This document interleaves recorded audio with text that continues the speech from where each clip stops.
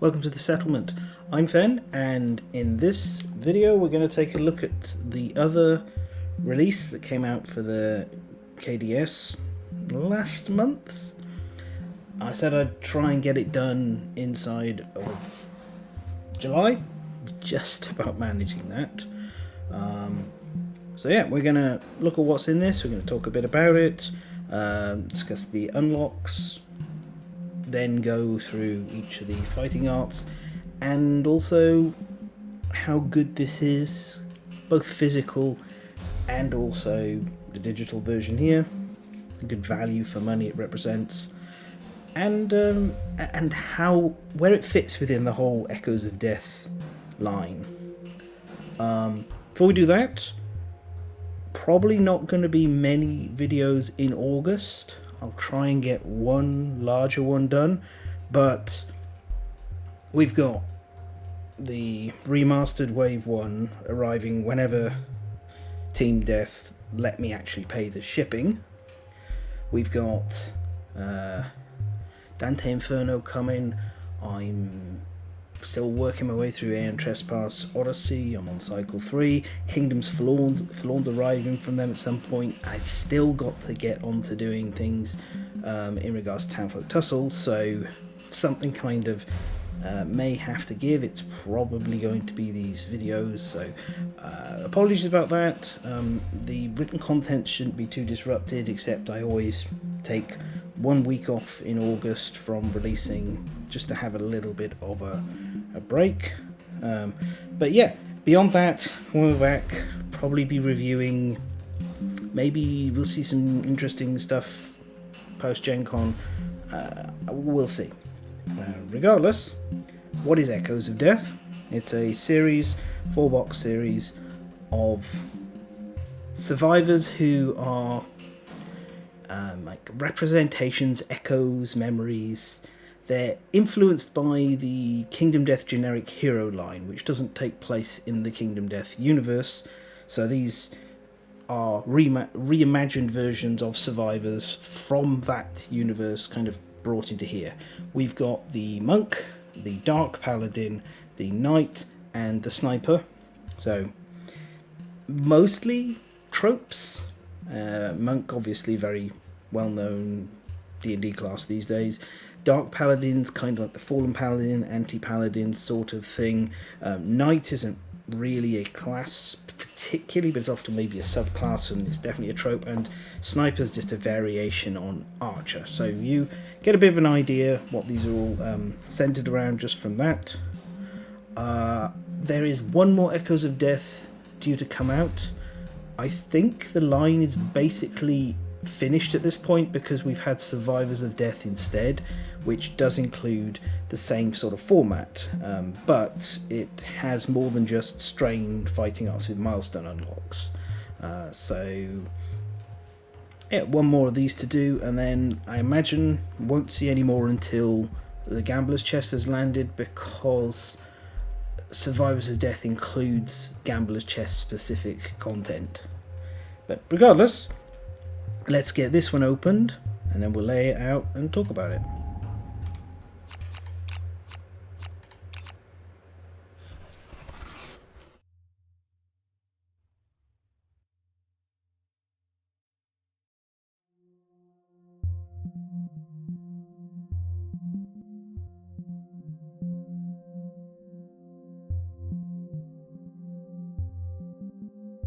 There we are, that's everything laid out.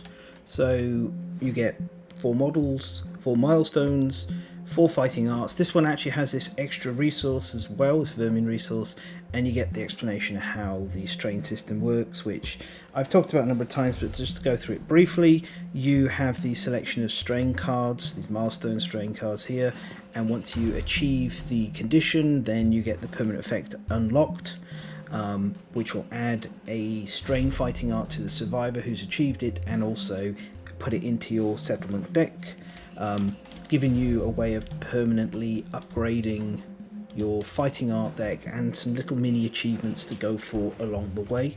The idea is once you've achieved these, the milestone cards don't really have any impact anymore. You want a fun little house rule, you could just leave them in play and let them be a once per campaign trigger that if it does happen, you can give the fighting art to a given survivor, which could be fun. But the usual official way of playing with these is you'll shuffle a maximum of 5 completed fighting arts into your fighting art deck at the start of the campaign, and that means you'll only see a certain amount of them from the total number you've unlocked.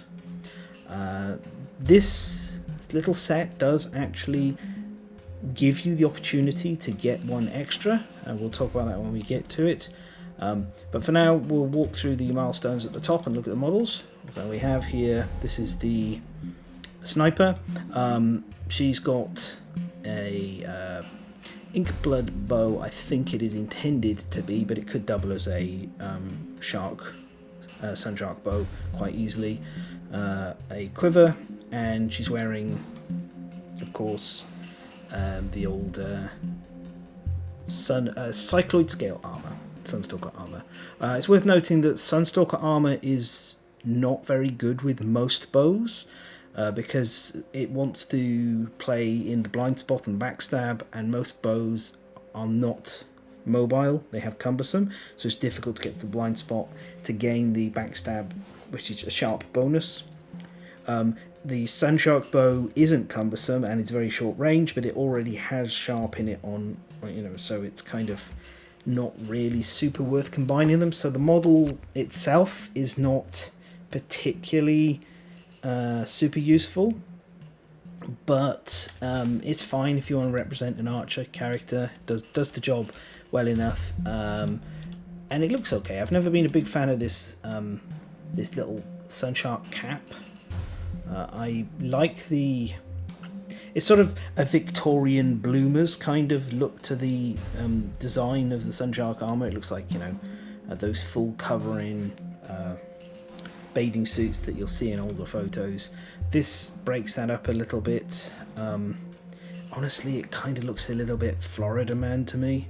So this isn't really my favorite model, but it's well sculpted, it's good design, and it can be used to represent an archer quite easily, even if the armor set I think is not the best choice. The strain is material feedback strain. This requires a survivor to archive 4 resources from their hoarder disorder, which is always a fun word to say, and the permanent effect then is a calm wraps around the anxiously beating heart of the survivor, steadying their grasping hands. A deeply felt sense of security keeps the cortical stress levels low. Inheriting the positive chemical feedback between possession and serenity creates a powerful ally in the settlement stores. Honestly, that word salad always amuses me. It's really funny how it's saying so much and is kind of not quite saying anything, but when you do get down to it, it does link to the fighting art, which is Stockist. You get Stockist in the deck, and the survivor will gain Stockist. Hoarder is... So this isn't too hard to achieve. You just need to get Hoarder on a survivor and let them go out and full hunt and archive. Hoarder is difficult and annoying to handle early in a campaign because every settlement's very valuable. Later on, not so bad. You can afford to archive rare, extra spare, useless or not particularly valuable or high priority bits of resources to get them going. Or, to be brutally honest, you could just, when you have a hoarder, suck it up, and if the campaign fails because you've archived 4 resources, the campaign fails, but you still get the unlock. How valuable that unlock is, I'll talk about when I go through the fighting art section. Then we've got the Dark Paladin, so a bit better off here. Let's just make that disappear for a moment. The Dark Paladin has dragon armor and a variant nuclear scythe. I really like the design of this scythe. I think it's better than the original design. This one feels way more linked to the Dragon King. My only sort of real negative about this is I love dragon armor for the way it mirrors the original design, and it has this open chest area, which is like the chest sphincter on the Dragon King. You lose that effect a bit when you go bikini like this, It's not terrible. I've enjoyed painting this model. I think it's got some cool aspects, and I do use it on the table when playing. And I need a Nuclear Scythe Dragon King Armor Survivor, which is a very valid, fair build. So it's not terrible. There is another female survivor narrative sculpt in the Gambler's Chest who also has a Nuclear Scythe, and she might even be better than this one. It's a way more dynamic pose. It's nice to have options. It's just a little bit of a shame that they're both female. Okay, let's get the interface back. We're going to take now a look at the card, which is Carnage Worms. A crazed survivor, so that's a disorder, crazed, witnesses a settlement with cannibalize endeavour 8 times at sacrifice in a single lantern year. The permanent effect is a survivor holds a feast at the bloodied site of sacrifice. Attracted to the carnage, a parasitic worm of other origin is swept up into the survivor's slobbering maw. Now a host, the survivor spreads the parasite's young everywhere they defecate. Gross. This is actually really not easy to do. So cannibalize doesn't give you endeavours when survivors die, it gives you basic resources.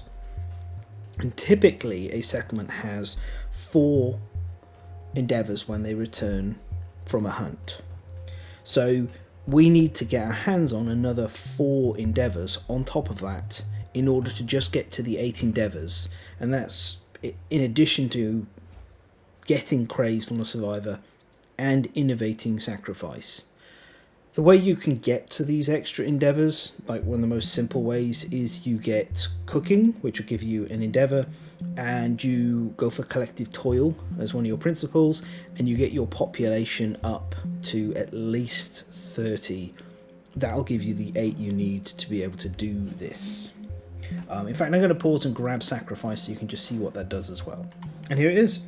Sacrifice is a faith shrine consequence, so you need to get Inner Lantern, get shrine, and then get sacrifice.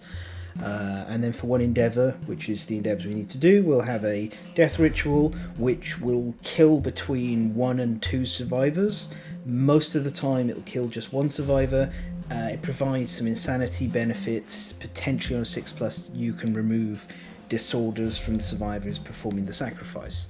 There are some other like tricks you can do with this, but the big thing to note is we are sacrificing here and we've got cannibalize, so we're not getting endeavours back. Usually the trick with sacrifice is to sacrifice survivors when you've got graves, and then you dump their body in a grave and go, oh, remember that person who just died, let's kill someone else. But you can't do that here for this, so this isn't like a super great innovation, and this is a fair old thing to do. So in short, there's a lot of work and setup. If you want to unlock this dark manifestation, you really do want to plan for it from the start and choose your principles accordingly.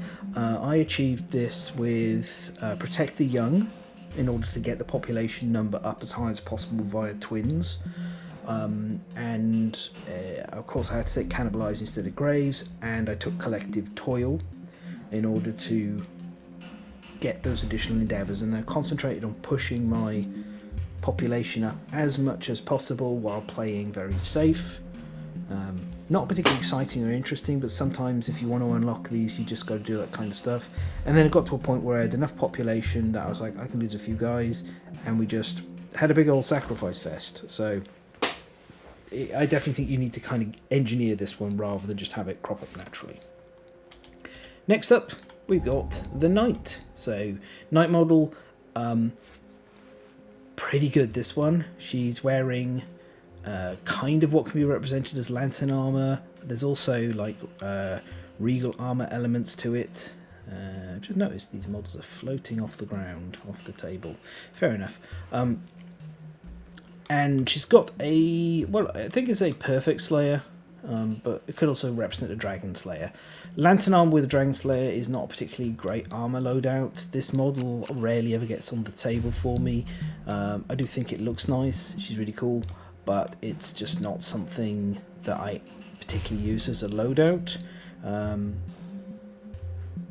still, if you get Perfect Slayer, maybe you want to just properly recreate her.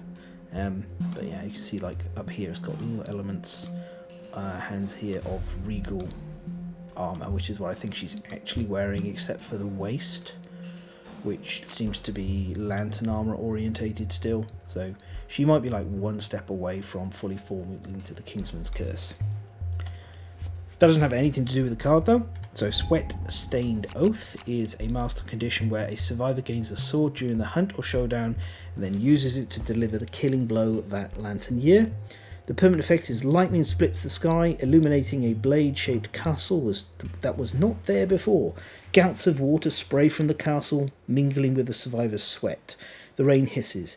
In the sibilant sound, the survivor hears a challenge. And you permanently add Sword Oath to your fighting art deck. The survivor gains Sword Oath, and also Acid Rain is added to next lantern year in the timeline. Acid Rain's not bad as settlement event goes. There are benefits to it. There's even a particular pack and gear card, the Yarn Gripper, I think is its name, Yarn Gripper, that requires Acid Rain as a part to be able to craft it, so this is all a benefit. Also, this one's particularly cool because it is referencing the entity that's most heavily linked with swords, which is the Storm. And so we also see more of this imagery with the regalism philosophy, which I'm looking forward to diving into. I should be getting into that written before the end of the year. It's very cool. So I like that. Also, the unlock here is not too bad. You can get swords on the hunt quite often. Steel sword crops up a few here and there. The adventure sword potentially can crop up.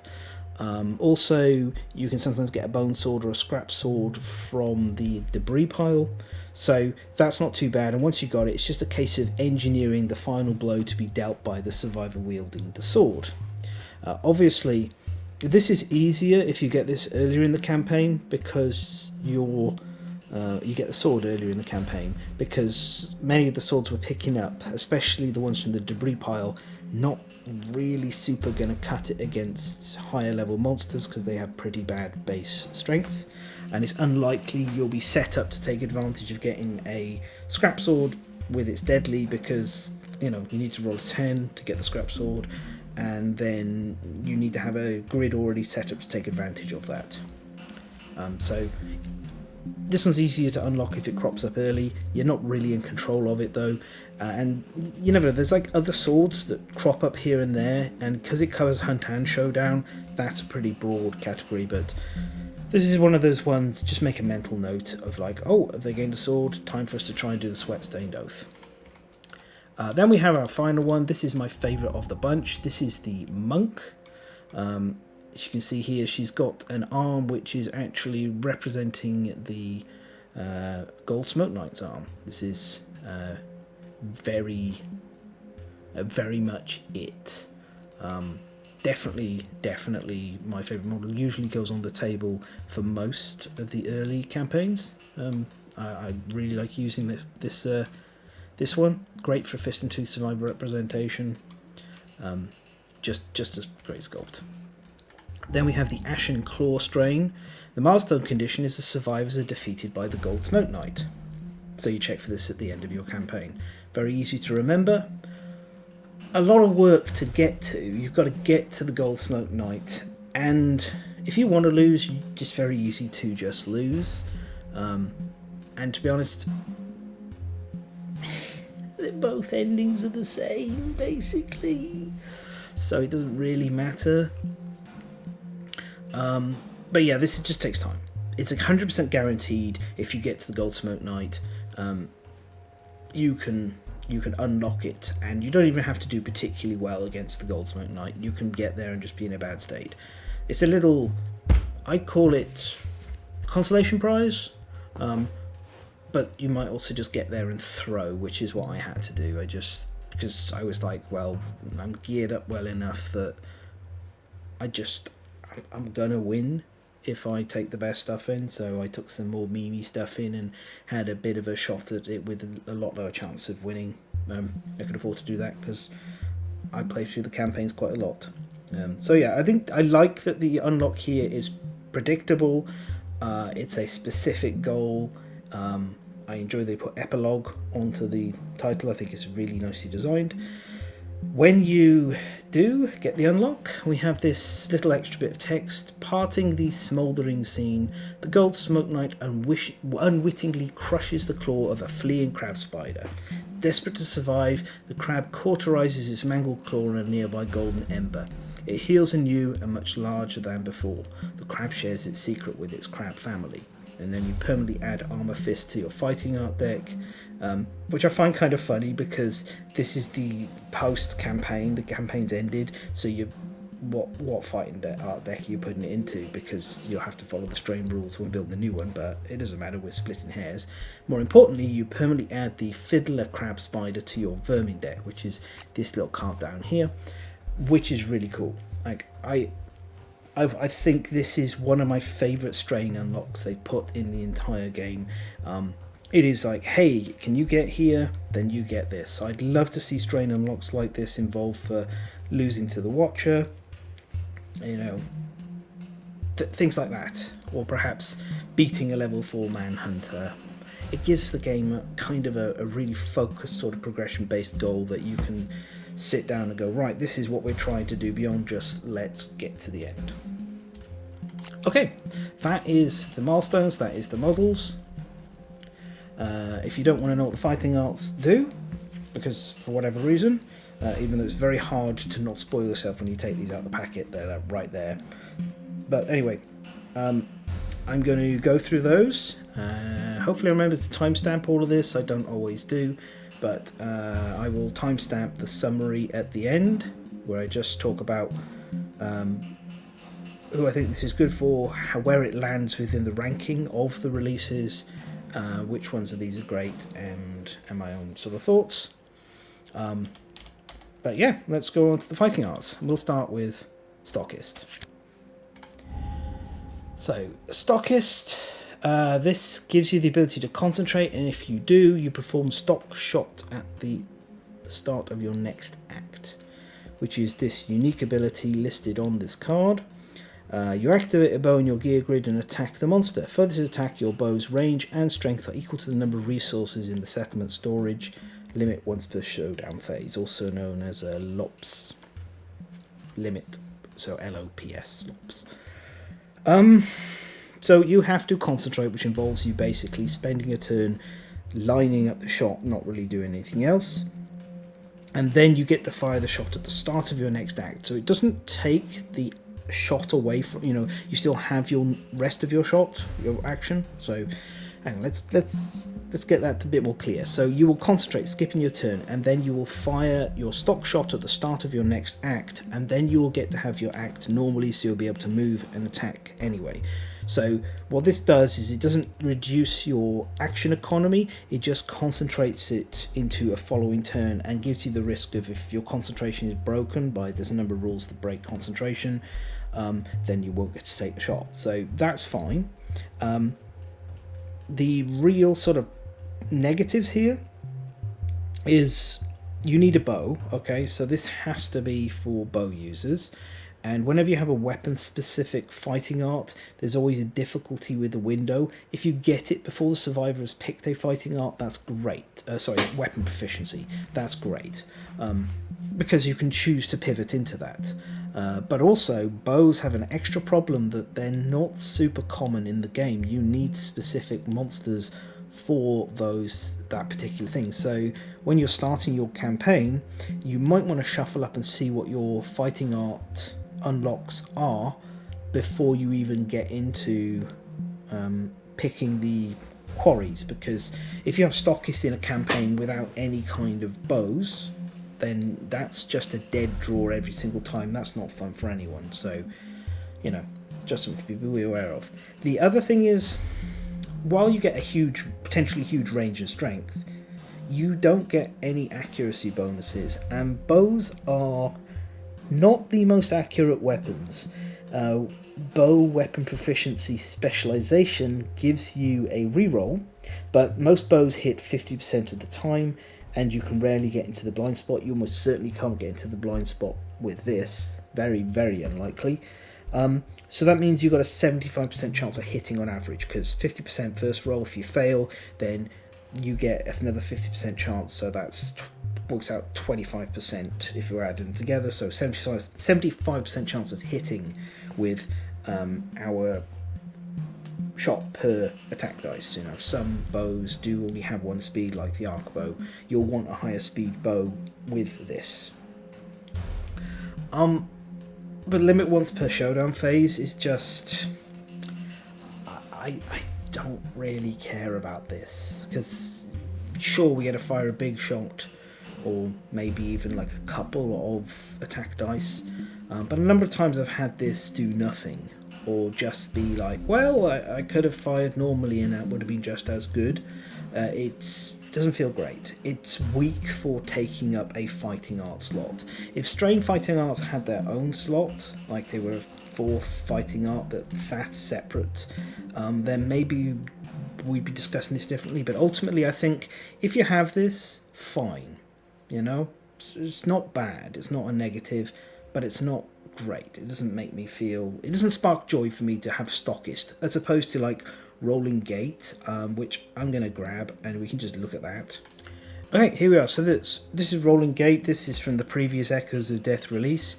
It's a lot harder to unlock this one. You need to have a broken leg healed by the hand, so you need to have a broken leg before the hand turns up, and you need the hand in the campaign. But you can see how this one like lets you ignore cumbersome with a activation, so which, you know, that's not really good part. The good part is at the end of your attack with a bow or arrow, if you hit the monster from outside it's facing, so anywhere from the flanks or the rear, it gains a flinch token, which gives somebody a reaction cancel, and that's really nice, really good. It doesn't trigger, like it isn't limited once per showdown.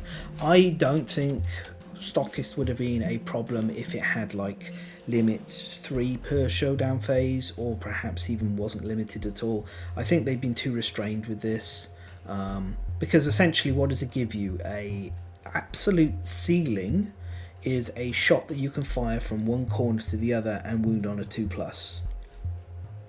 We've got better than that, mate. You know, we can do stuff like that already. So not particularly excited by this one. I'm not happy to see it in the deck. I'd rather see Rolling Gate, but still, again, it's not bad. Our next one is Dark Manifestation. So remember, this one is really difficult to unlock. You really have to aim for it. It gives you once per round at the start of your act, you may spend the requisite insanity to perform one of the following abilities. For 3 insanity, you gain +2 strength until the end of round. For 6 insanity, you perform block 1. And for 13 plus insanity, if adjacent to the monster, roll 1d10. On a 6+, you touch the monster and it suffers 1 wound. So, Dark Manifestation is kind of one of those... Either it's doing nothing at all, or it's absolutely breaking the game in half, and it entirely depends on the insanity that's sitting on the survivor that's got this.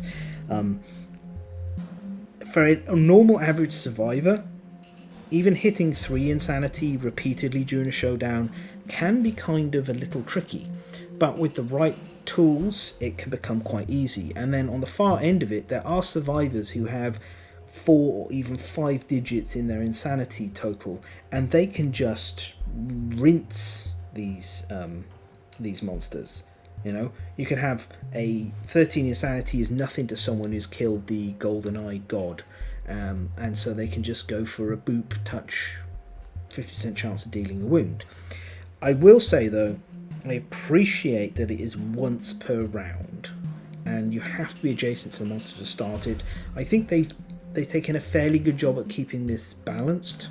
The survivor having tons of insanity is not the fault of Dark Manifestation, but ultimately, if you do not have ways of generating a lot of insanity, this doesn't really do very much at all. So it's quite situational. I think there are better designs out there, but it's not bad. So yeah. Then we got Sword Oath. When you gain this, you write the name of any sword gear on your record sheet. Note the time you wound with the named sword. If you have wounded 18 plus times with this sword, it gains Devastating 1 and Sentient while you have it equipped. Devastating 1 is it deals an additional wound when wounding, successfully wounding. Sentient 1, you must be insane to activate it.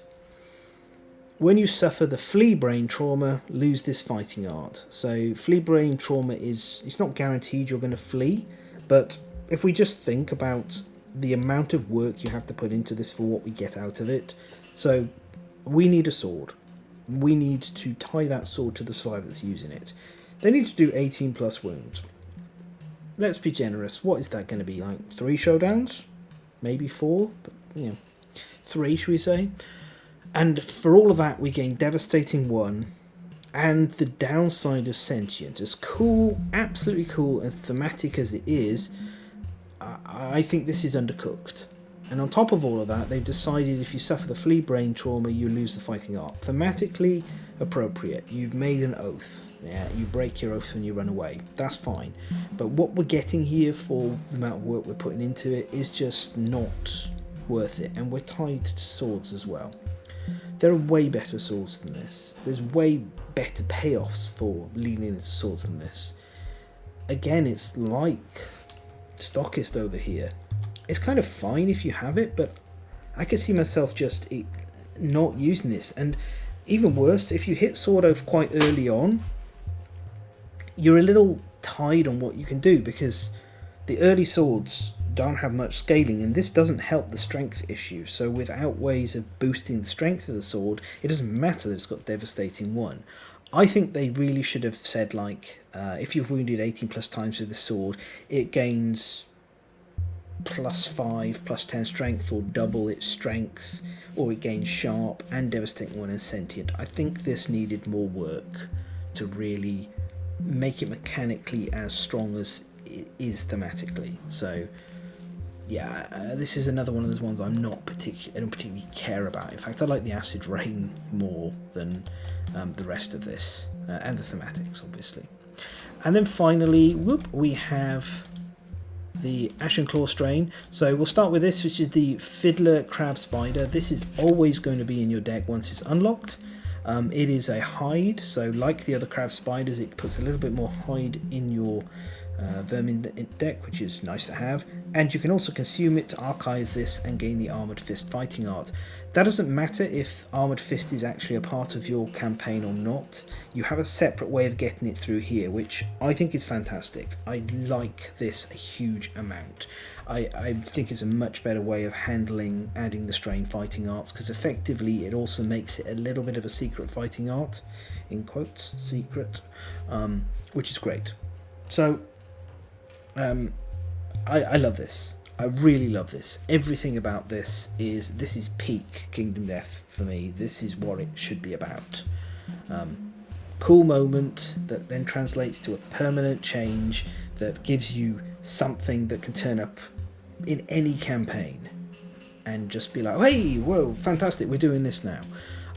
Obviously, just like Sword Oath and Stockist, we have the issue that if we're not running Fist and Tooth on the survivor who gets it, then that's not much help. So if we draw it from the deck, it could be not great. But the fact that we can actually use a Fiddler Crab Spider to give Armoured Fist to a survivor who is choosing to run Fist and Tooth, or planning to move into Fist and Tooth, or I don't know, has gained Acid Palms, and so he's going to be really good at it. We get a little bit more kind of a tutor effect, we get more control. I think that's great. I haven't even gotten onto the fighting art, so let's flip that. This is Armoured Fist. Again, I freaking love the artwork here. Requires Fist and Tooth proficiency, so that means you have to have Fist and Tooth as your proficiency written on there. And then your Fist and Tooth attacks gain strength equal to the current armor value of your arm's hit location, which is great. It's really great. And be aware it's current armor value, so if you take damage to your arms, then you will deal less, gain less strength. And if you, I don't know, have ways of replenishing it, it'll go back up. This is really sweet.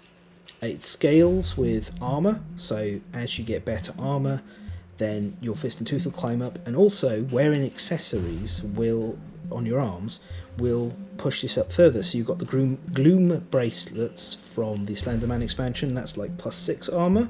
You've got the rings from Spidiculus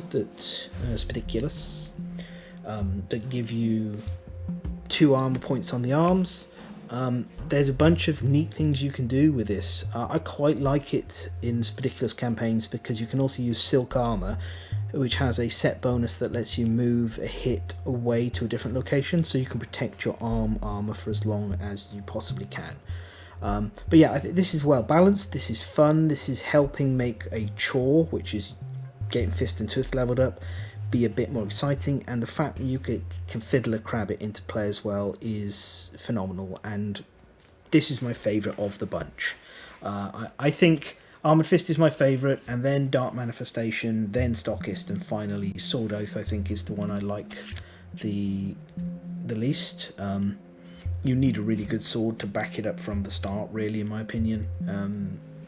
I mean, swords don't usually have devastating ones, so it is a benefit, but it's definitely the weakest of the lot. So that's it, that's the fighting arts, that's everything in this. If you have this on the simulator, then it costs $10, which I think is very reasonable, plus taxes. Physical, I think it's up to $80 now. Let's just have a quick look. Yeah, it's up to $80 plus shipping. And currently it seems to only be in stock in the US and UK warehouses as well. That's a lot more to pay. So I think if you're playing on the simulator, this is an easy purchase. It's not too much. If you're looking at physical, I think you should probably only buy this if you really love the models. I do think there's some cool models, but yeah, you'll want the Sunstalker to make use of the Stockist model, you want the Dragon King to make use of the Dark Manifestation, at least the Knight and Dark Paladin, at least the Knight and the Monk are a bit more, like free. They're kind of got things that close enough represent stuff in the core game that you could run, so that's a bit better. But yeah, that is Echoes of Death 3. For me, I think it's, of the 3 that are on the simulator, it's the second best. Echoes of Death 2 is still definitely the best one of the bunch. It has a whole load of fighting arts that I think are really good and fun and unique, especially Shield-Orang, but also like Rolling Gate, which you just showed there, is fantastic as well, and Convalescer's great. It's a really good selection. As for, I haven't talked about Echoes of Death 4 yet because it's not out, but I'm going to very quickly refresh my memory and see if I think it's better than that. Okay, no, it's not better than Echoes of Death 4, that's for sure. Echoes of Death 4 is in competition for being maybe the best. So this is probably third, I think, because of how much I like Armoured Fist and how good Armoured Fists unlock and Vermin resource design is. But yeah. So that's it, and thank you very much for watching. If you enjoyed this video, you can likes, subscribe, sharing, all that jazz is great. If you want more of these videos, if you want to support me making YouTube videos, membership on the channel is one way to do that, and on the Patreon I have a tier, the Pillar Patreon tier, which gets the Dark Bestiary and the bigger videos. They get them a week ahead of everyone else. Videos like this, which are reviews, they just come out. Obviously, if you can't financially afford to support, I understand, it's tough times. I do appreciate everyone who does support what I do. I could not do it without that kind of assistance. Kingdom Death is becoming increasingly more and more expensive, as I'm sure you're all aware. But that's just the way it is with all board games across the board. It's becoming a very expensive hobby. Still, thank you for listening, and a soft recommendation for this one, definitely on the simulator. Armoured Fist I think is worth it, absolutely.